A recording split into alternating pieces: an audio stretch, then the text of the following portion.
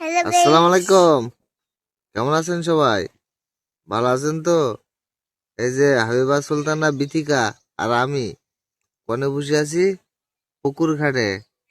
সুলতান বিথি না, বিথিকা নেই। তা বিথি নেই বিথিকা নেই, সুলতানা নেই, বাড়ি গেছে গা। বাড়ি বাড়ি গেছে গা।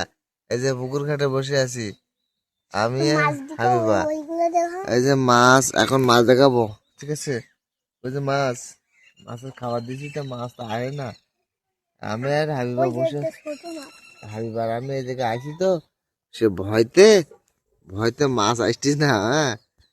আর গাইস শোনেন, আর ওই ওই জায়গাটা বানর ছিল, সেই বানর জন্মের চিল্লা ছিল, আমার দাদু মারছিল তাই। বড় একটা হনুমান ছিল জায়গায়, হ্যাঁ।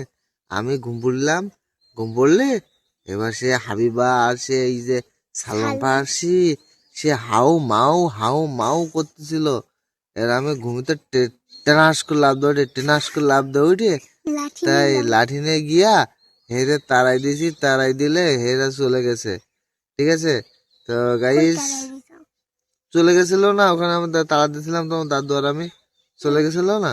হ্যাঁ, তো এবার সে সালমান ফার্সি তো ভয়ে নেই, কাঁদতেছিল।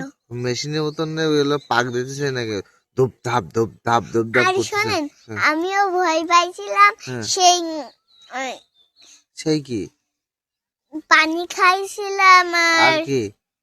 পানি খাইছিলাম, আর নাকে তেল দিছিলাম, দুই কানে তেল দিছিলাম। আর আমার চুল কনে দিছো তুমি?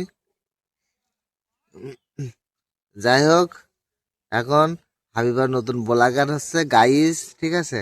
হ্যাঁ, আবার ব্লগার হচ্ছে নতুন, গাইস শিখতেছে। এখন থেকে হাবিবা শুধু এতে ভিডিও দেবে গাইস।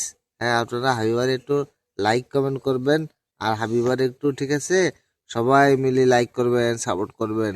তা সবাই ভালো থাকেন, সুস্থ থাকেন, লাইক